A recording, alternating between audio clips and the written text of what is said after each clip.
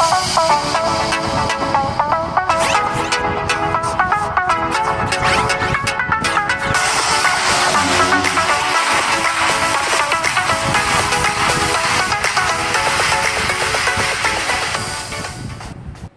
hapon mga bata. Magandang hapon po, Guro. Ako nga pala ng inyong guro sa hapong ito, si Teacher Ricky M. Boyal. Tawagin nila akong Teacher Ricky. So ngayong hapon na ito, bago tayo magsimula sa ating paksain, magkakaroon muna tayo ng panalangin. Na pangungunahan ni Ginoong Geraldino.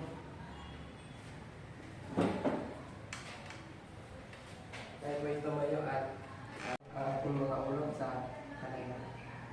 Panginoon, sa aming pagsimula sa pag-aaral sa hapon ito ay pangunahan niyo po kami upang aming lesson na pag-aaral ng aming mga naintindihan at magamit kami sa pag-aaral. Ito lang po ang aming samantalangin sa pangalan ni Jesus.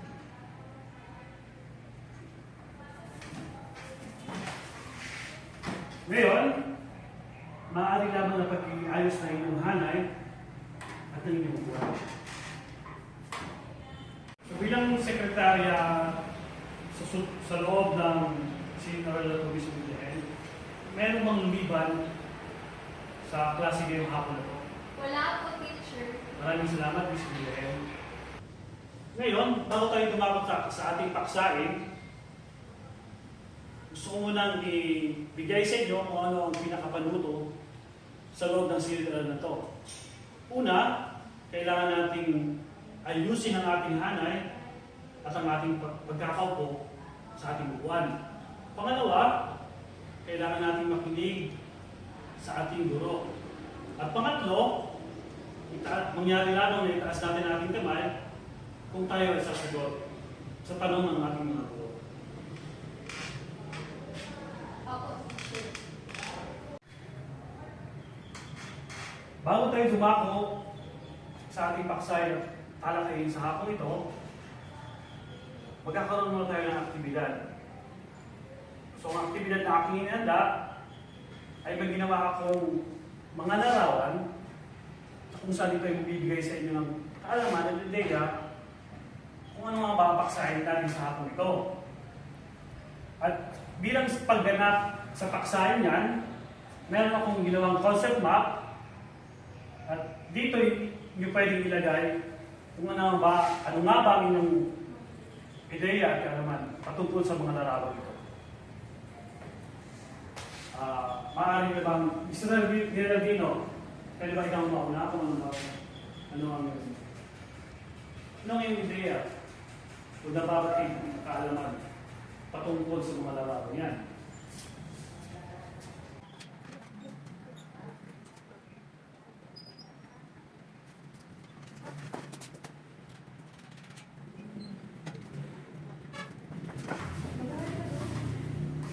Maraming salamat para sa inyong partisipasyon sa ating aktibidad sa hapon ito na tinatawag na concept map.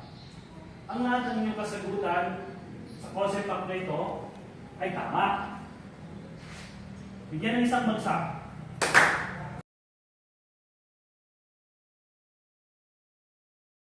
Bago tayo dumako sa talakayan at paksain sa hapon ito, nais ko munang malaman ninyo kung ano ang pinakalayunin ng aming tatalakayin at paksain sa hapon ito. Una, nasusuri ang kahulugan at epekto ng isyong kinaharap ng daigdig. Pangalawa, nahihikayat na maging isa sa masusing hakbang ng mga tao sa daigdig laban sa isyong magaganap. Pangatlo, nakapagmumukahe ng mga mabisang paraan sa pagkontrol at pagsugpo ng mga hamon sa sariling bansa. Batay sa aktibidad na ginawa natin sa hapon ito, alam ko na ba, isa sa inyo ay mayroon ng ideya kung anong talakayan ang ating pag-uusapan sa hapon ito. Mr. Geraldino, pwede mo bang sabihin kung ano ang paksa na tatalakayan natin sa hapon ito?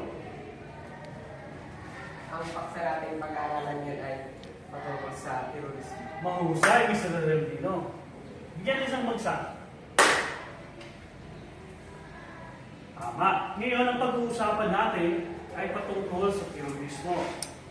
So sinasabi dito na ang terorismo o panliligalig ay ang paggamit ng dahas bilang anyo ng pagpilit sa kasalukuyang walang pinagkakasunduang isang definisyon ng salita. Ang mga taong nagsasagawa ng terorismo ay tinatawag ng mga terorista, mga manliligalig o mga mapanliligalig. So batay sa talakay na sinabi na ang terorismo daw, ito ay isang pagganap ng mga tao bilang magbigay ng karahasan at kaguluhan sa mundo na kanilang ginagawa. At ayon, kung inyong napansin kanina ang larawan na ang nangyari doon sa New York, yung tinatawag na 9/11 attack, kung saan marami ang namatay, ay yun ay gagawa ng terorismo.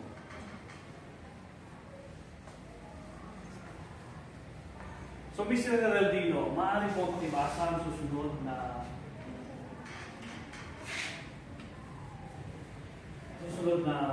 pangungusap. Terorismo sa Pilipinas.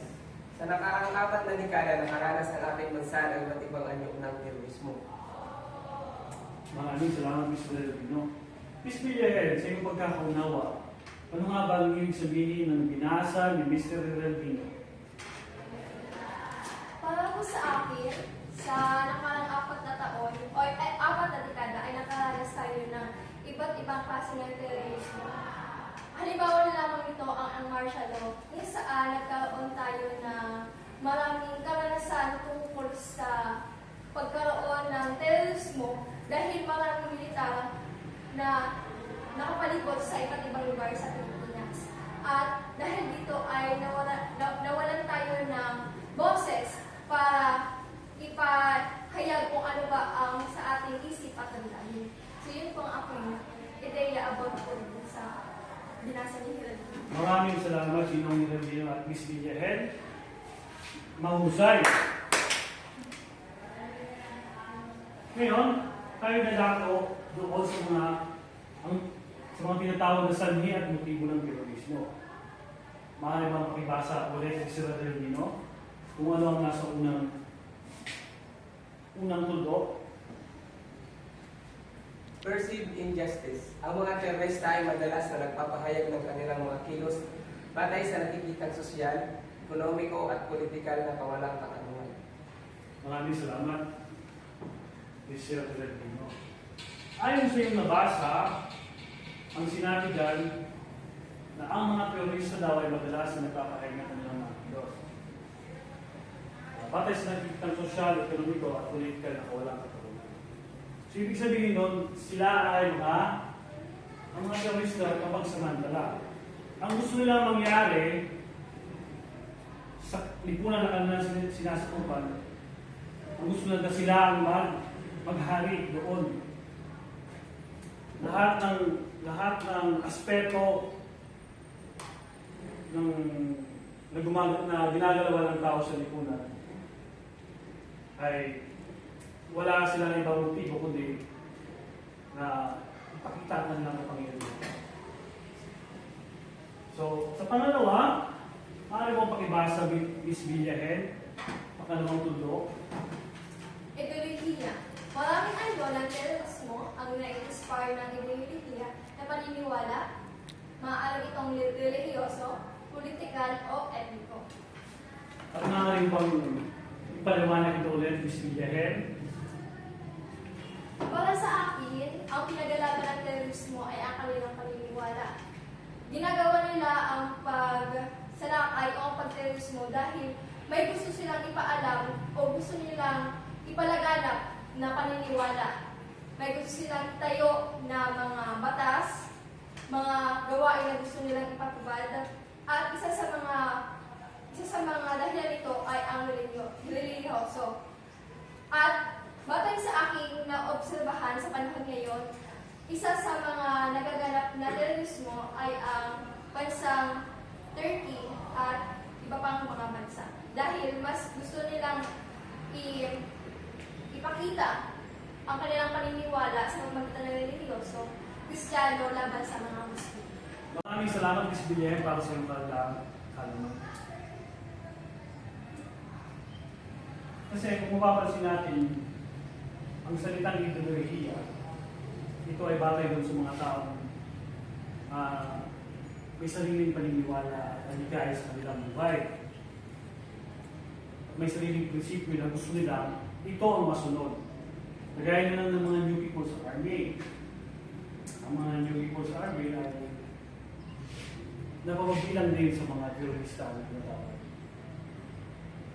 Pagkat sila ay sumuway sa at lumabag sa batas na pinapatupad ng gobyerno.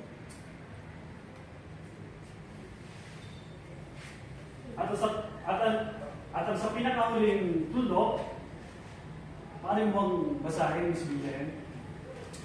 Mga personal na kadahilanan.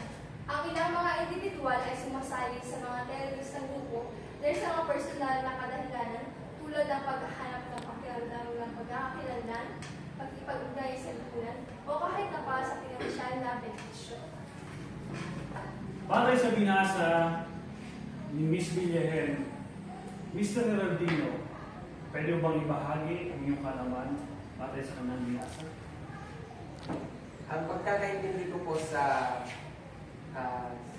talata nito ay karamihan sa mga sumasali sa mga terrorist ay katulad na lang po ng NPA is nagre-recruit po sila upang binibigyan nila ng kumbaga mga panlintang na mga salita upang halimbawa makamit ang kalayaan sa pagsasaka. Yun lang. Karamihan sa mga pinupinteriya ng mga NPA recruiter is ang mga may hirap na tao. Kasi, kumbaga, inuudyukan nila yung tao na kontrahin yung gobyerno para mas magkaroon sila ng kalayaan at makuha nila ang kanilang mga kalusugan. Maraming salamat, Mr. Geraldino. Mahusay. Kumbaga sa madaling sabi, na ang mga teroristang ito ay nagbibigay ng malaking impluwensya doon sa mga walang lakas na ipagtanggol ang kanilang sarili. At walang lakas na makapag-aral at matuto ng maayos. So, ibig sabihin, ang mga teroristang ito ay hindi nagbibigay ng magandang dulot para sa ating bansa at sa ating mundo. Naunawaan ba ninyo ang mga batang talakayan sa hapon ito? Opo, teacher. Meron ba kayong mga katanungan at nais idagdag sa talakayan ito ngayong hapon? Wala po. At kung wala, dito nagtatapos ang ating aralin at paalam. Paalam din po. Magandang hapon mga mag-aaral. Magandang hapon po naman, Ginoong Geraldino. Bago tayo dumako sa ating panibagong talakayan ay naalala niyo ba kung ano ating tinalakay noong nakaraan? Opo. Base po sa aking naalala, ang ating natalakay ni nakaraan ay tungkol sa turismo. Kung saan, ang definition nito ay ang pagkakaroon ng mga away na nagbubunga ng iba't ibang kaguluhan at maingay na mga tao sa loob ng bansa. Dahil dito ay nagkakaroon tayo ng iba't ibang issue at thesis na nakabahala sa ating bansang Pilipinas. So, maraming salamat, Ms. Villen. Ngayon naman ay dumako na tayo sa ating panibagong talakayan. Maaari mo ba itong basahin, Mr. Villen? Globalisasyon. Maraming salamat. So, ang ating pag-aaralan ngayong hapon ay tungkol sa globalisasyon. So, ano nga ba ang globalisasyon?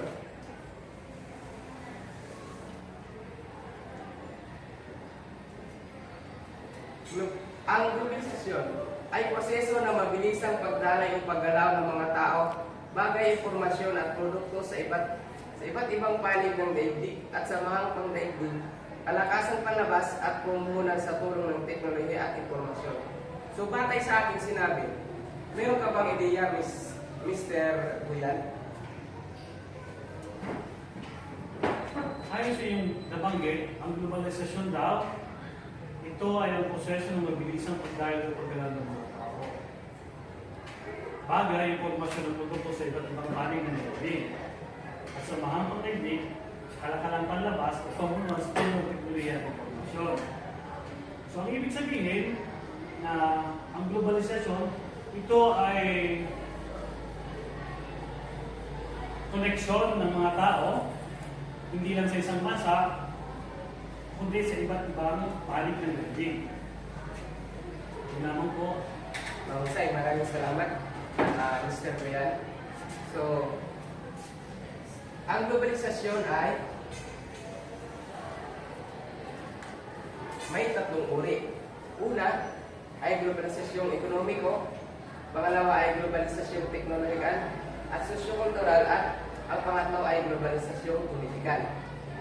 Una,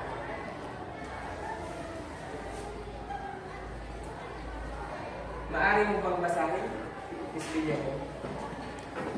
Globalisasyong ekonomiko. Ito ay sentro ng isyong globalisasyon, ang ekonomiya na umiinom sa kalakalan ng mga produkto at serbisyo.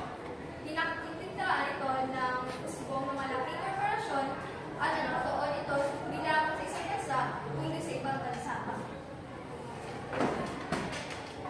So, sinasabi dito sa globalisasyong ekonomiko ay ito ay tungkol sa kalakalan ng mga iba't ibang bansa galing sa halimbawa Amerika at makikonekta sa Pilipinas.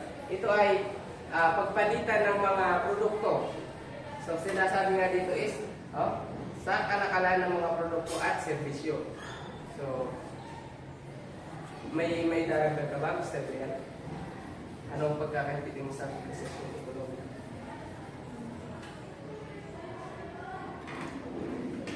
Pwede ako na lang.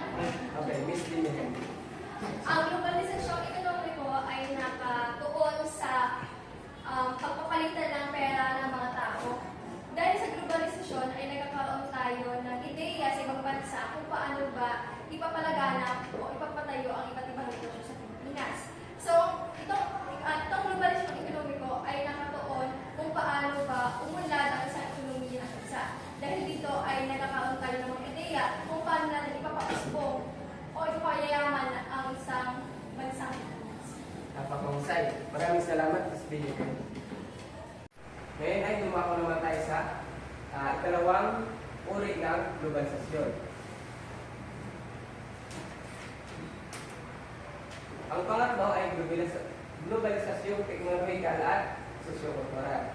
Ito ay manifestasyon sa globalisasyon na magbabanaan sa paggamit ng mga tao ng teknolohiya at pagtangkilik sa mga kultura ng ibang bansa. So, dito naman sa globalisasyong teknolohikal at sosyo-kultural, ito naman ay paggamit ng mga teknolohiya.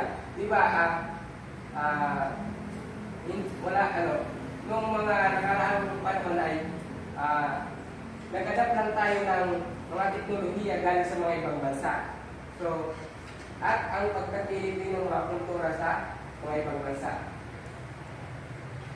Kagaya ng yung Ramadan, di ba? Pag sa tuwing Ramadan ay wala tayong pasok. So, pagkatilig na din yun ng mga kultura ng mga ibang bansa.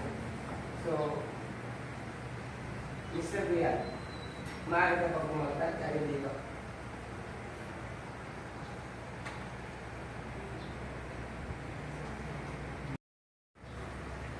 Bilang sagot sa inyong tanong po, Sir Leonardino, kung mapapansin po natin sa panahon natin ngayon,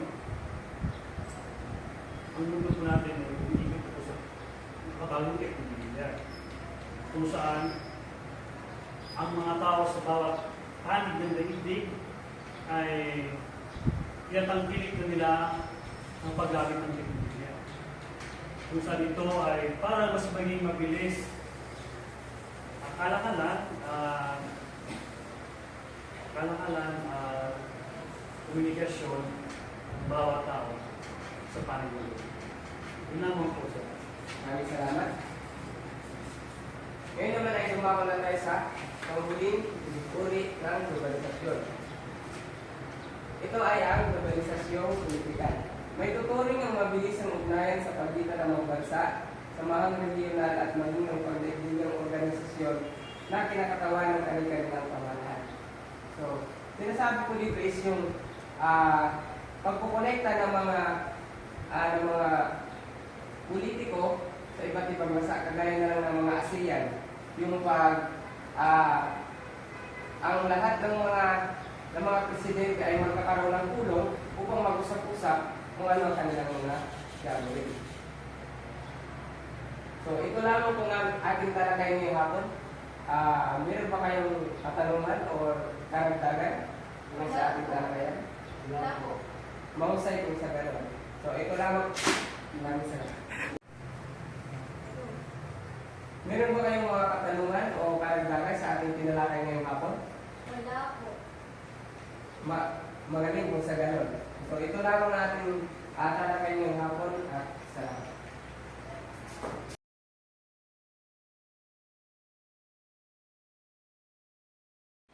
Magandang hapon mga mag-aral. Habang hapon, Ako si Katrina Lady Piriahen, ang iyong guro sa inyong hapon. Bago tayo dumako sa bagong aralin, tayo na muna ay magbalik-aral. Ano nga ulit ang paksa ng nakaraan? Ginoong Biyan. ang paksa na nilalaki natin ng nakaraan ay patungkol sa globalisasyon na kung saan ito ay koneksyon ng tao sa iba't ibang panahon. Okay? Sige, ano nga ulit ang iba't ibang uri ng globalisasyon? Ginoong Filipino. Globalisasyong ekonomiko, globalisasyong teknologikal at sosyo-kultural at globalisasyong politikal. Magaling! Ang iyong mga kasagutan ay pareho tama. Ngayon, may hinahanda akong gano'n lama.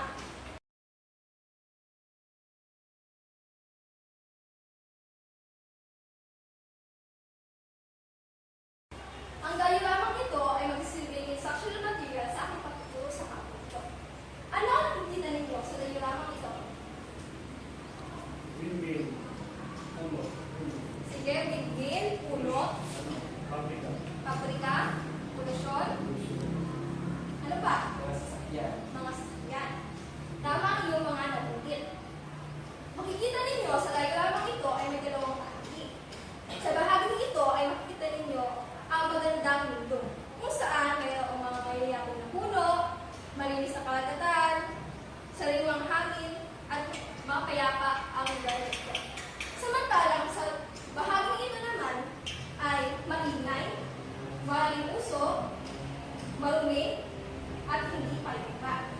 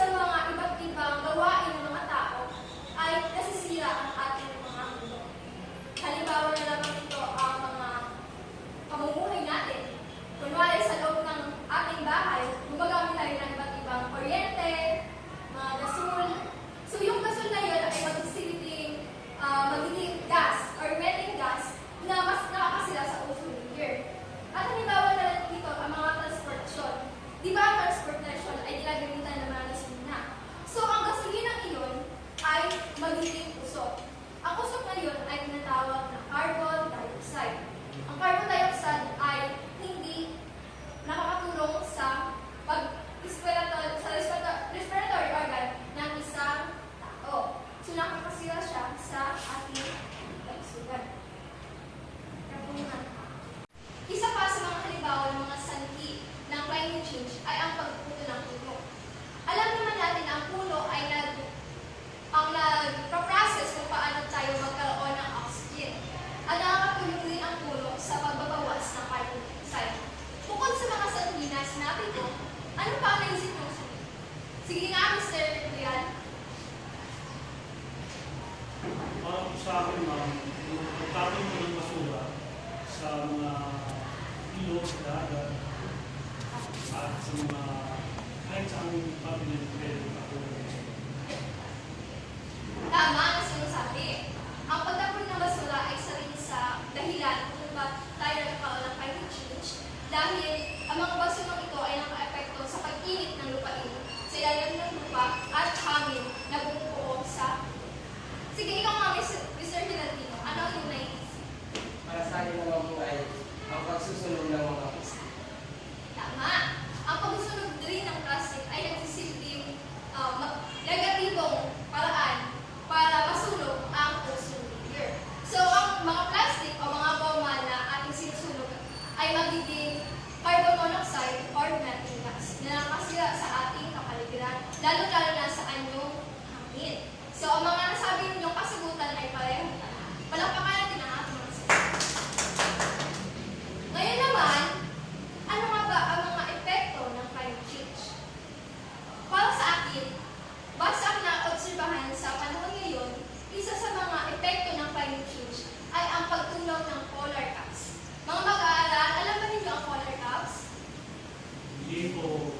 Sige, ang polar caps ay isang matigas na yelo na parang bato na makikita natin sa mga malalamig na lugar tulad na lamang ng Iceland, UK, Amerika. So, ang polar caps ay ang mga tilahan ng mga polar bears. So, alam na ninyo. Dahil sa mainit na panahon ay natutunaw ang polar caps. Kaya tumataas ang level ng dagat na nakakasira sa mga bahay, lalo-lalo na sa mga coastal areas. So, sa pangalawang epekto naman ay nagkakaroon tayo ng abnormal na klima o panahon. Halimbawa na lamang ito ay ang El Nino at La Nina. Ang El Nino ay ang phenomenon ng klima na may abnormal na panahon na sobrang init ng ating temperatura. Samantalang ang La Nina naman ay ang phenomenon ng klima na pagkatapos ng El Nino ay magkakaroon ng abnormal na tag-ulan kung kaya't nagkakaroon tayo ng mga baha. Ang pangatlo naman na epekto ng climate change ay ang sobrang init ng panahon kung kaya't ay nagkakaroon tayo ng problema sa ating pamumuhay. Halimbawa na lamang nito ay ang agrikultura. Alam naman natin ang mga Pilipino ay kilala bilang isang masipag na magsasaka. Dahil sa climate change ay nagkakaroon tayo ng abnormal na panahon. Nagkakaroon tayo ng atmosfera na sobrang init kung kaya't namamatay ang mga tananim. Halimbawa na lamang ito ang mga palay, gulay, prutas, at iba. At panghuli sa mga epekto nito ay ang ating kalusugan. Dahil sa climate change ay naapektuhan ang ating mga katawan. Ay nagkakaroon tayo ng iba't ibang sakit. Halimbawa na lamang ito ang diarrhea at malaria. So, ang diarrhea at malaria ay nakukuha natin sa hindi malinis na pagkain at tubig. Samantalang ang leptospirosis, nakukuha natin siya sa mga virus or infections na galing sa iba't ibang insekto, lalo na ang daga. So, nakukuha natin ang leptospirosis sa iba't ibang sakuna, lalo na ang baha. At ang allergy. So, ang allergy ay magkakaroon tayo dito kung mayroon tayong hindi malinis na kapaligiran. So, ang allergy ay mas kilala sa mga virus na makuha natin sa mga hangin. So, naunawaan ba ninyo ang epekto ng climate change? Oo. Bukod sa mga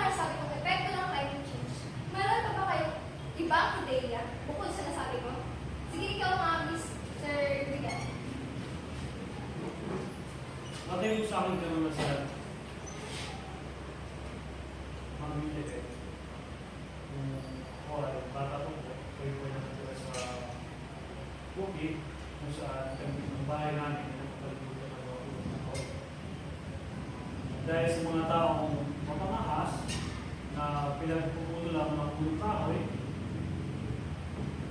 ang nangyari sa aming lugar ay nagkaroon ng pagbuo ng lupa.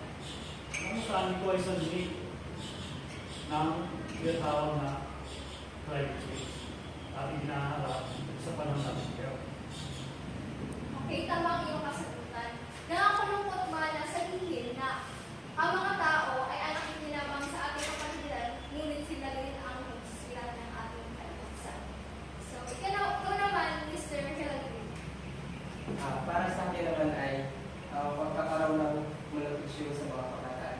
Dahil sa sobrang init, epekto ng climate change ay nawawala ng pwedeng mapagtaniman ng pagkain ng ibang mga tao nang sa gayon ay dahil doon ay nagkakaroon ng tagutom. Tama. Isa rin ang malnutrisyon sa mga epekto ng climate change. Dahil sa pag-iba-iba ng panahon, ay naapektuhan din dito ang ating natural resources, lalo na ang mga resources natin o pinagkukunan ng ating mga pagkain. Tulad na lamang ng mga prutas, mga putin, mga gulay, at lalo-lalo na ang mga tubig, mga tubig. So, doon lamang nagtapos ang ating talakayan. Mayroon pa ba kayong ibang katanungan? Kung gayon ay naunawaan naman ninyo ang ating talakayan. Pagbubuod, ano nga ba ang mga paksa na tinalakay natin sa buong linggo? Sige nga, Mr. Hilary. Ang ating mga napag-aaralan ngayong linggo ay patungkol sa terorismo, globalisasyon at climate change.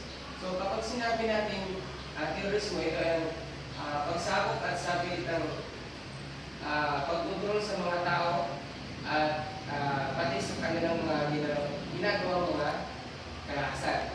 At sa globalisasyon naman ay pagkonekta ng mga tao galing sa mga iba't ibang bansa at pagpalitan ng mga produkto, ideya at pati na rin sa teknolohiya at kultura. Sa climate change naman ay ang pagbabago-bago ng Panginoon at ang mga naging epekto. Mahusay! Mabuti naman at may naunawaan kayo sa ating paksa sa buong linggo. Ngayon naman, ang mga paksa na ito, paano kaya ninyo yun magagamit sa tono? Sige nga, Mr. Buyan. Para po sa akin, ang mga paksahan nito ay aking magagamit sa pang-araw-araw ko ng buhay. Sapagat ito ay nagbibigay ng paalala, babala, at karunungan kung paano tayo gumalaw at sa lipunan natin sa buhay. Kung papansin natin sa unang paksa, ang terorista, ang paksahan yun ay kapaliwanag na hindi nagbibigay ng magandang resulta para sa ating buhay. Kung tayo ay naani na tayo ay magkakaroon ng pagnanais na sumali sa kanilang buhay. Sa pangalawa, sa globalisasyon naman, ito ay talagang kailangan ng tao sa pang-araw-araw ng hindi lang sa ibang daigdig, kundi mismo sa bansa o sa lipunan na yung ginagawa. Tulad na lang ng pagtangkilik ng produkto sa sarili natin, tulad na lang ng pagtanggap ng mga makabagong ideya, pagtangkilik sa bagong teknolohiya, mga katulad ng mas mabilis ng pag-unlad ng ating lubugan. At sa pangatlo naman, ito ay may apply ko sa aking buhay ang climate change. Unang-una dahil tayo bilang isang responsible na mayroon tayong pagmamahal doon sa mga likas na yaman na binigay sa atin. Unang-una, kung ikaw ay susuhay o lalabag sa mga palatuntunin na hanggang doon sa batas na hindi dapat gawin para makaapekto sa kalikasan. Ito ay magdulot. Hindi, ito ay, ang bunga nito ay magiging, ang bunga nito ay mas magiging malakas at tayo pa rin nagtatama sa hirap. Yun lamang po, ma'am. Magaling. Gusto. Nagagawa